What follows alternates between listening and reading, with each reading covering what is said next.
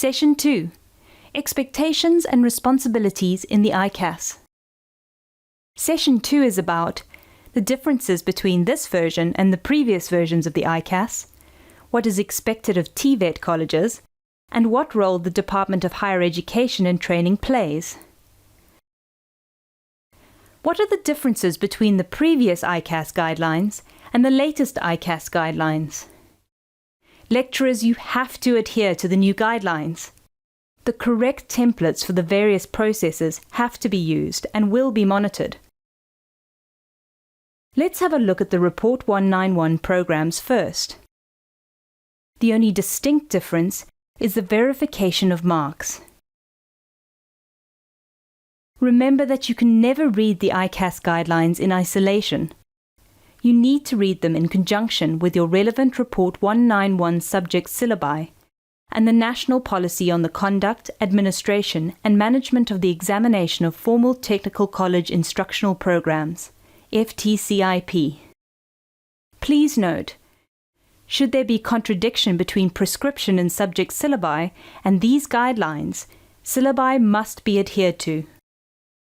However, program and promotion requirements for individual subjects as captured in the Report 190 and Report 191 policy documents must prevail and supersede these guidelines.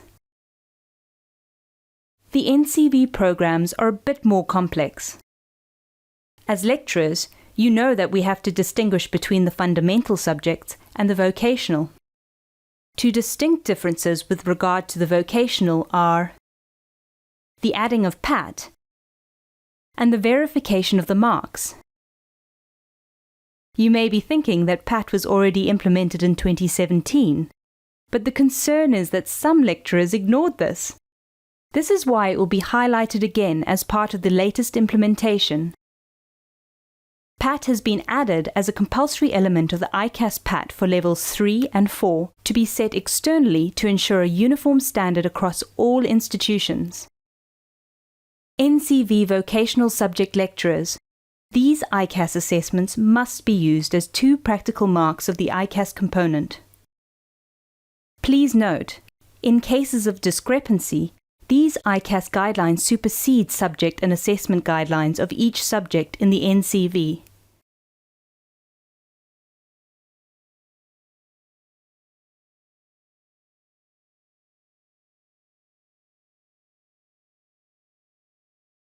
Please pause the video now.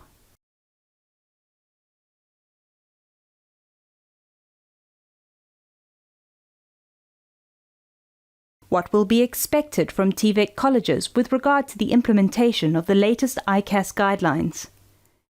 Most of the aspects for both Report 191 and NCV will be the same, although there are slight differences. Let's have a look at the following table and note the differences that are highlighted. Both Report 191 and NCV programs are expected to develop a policy for internal assessment to cover all aspects in the complete assessment process.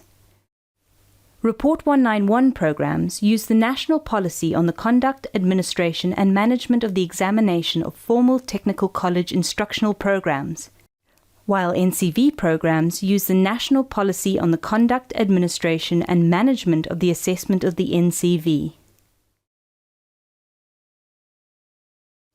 Report 191 programs should compile trimester and semester assessment plans and schedules, whereas NCV programs should compile an annual ICASS assessment plan and schedule for each subject offered by the college. Please note that 2 PAT tasks must be included for the vocational subjects. Both Report 191 and NCV programs are to design and moderate suitable assessment tasks and tools. Remember that for NCV, 2 PAT tasks for levels 3 and 4 have been standardized and must be included for the vocational subjects. Report 191 programs are to conduct assessments as per the trimester-semester subject assessment plan, and NCV are to conduct assessments as per the annual subject assessment plan. Both Report 191 and NCV programs should conduct subject-level moderation on assessment set.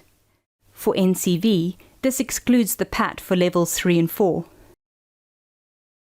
Both Report 191 and NCV programs should conduct subject-level moderation on marked assessments per subject, as per the assessment plan. For NCV, you also have to monitor the conduct and moderation of ICASS to ensure that the ICASS component is being implemented, with specific reference to PAT for the vocational subjects. Both Report 191 and NCV programs are to conduct verification of evidence and marks produced. Please note that this is a new component in the latest ICASS guidelines. Lastly, both Report 191 and NCV programs should account for the implementation of the above to the Academic Board and the Department of Higher Education and Training. Indeed a mouthful. It's not new. You are familiar with most of these aspects. The challenge is the implementation.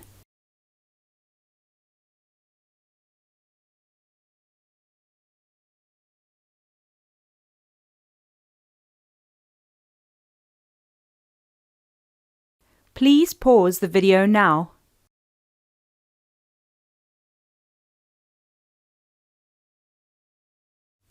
Ask yourself, do I set assessments that adhere to set standards? Am I fair, consistent, and accurate in the marking of assessments? Do I, as moderator, do proper pre- and post-moderation? Do I capture my marks correctly and verify that they are correct? What is the role of the Department of Higher Education and Training with regard to the implementation of the latest ICASS? The main role is to monitor and verify the moderation and implementation of ICASS at colleges. How will this be done? By visiting colleges and by the verification or analyses of monitoring and moderation reports to identify areas of concern. Umalusi will monitor the implementation by doing external moderation. Kindly note that the Academic Board is responsible for ensuring quality assurance of all ICASS processes before DHET Umalusi external monitoring.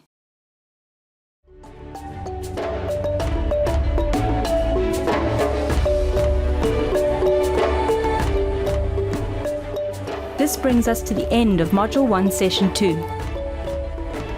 We have looked at the differences between the previous ICASS guidelines and the latest ICASS guidelines, what is expected of TVET colleges, and the role of the Department of Higher Education and Training.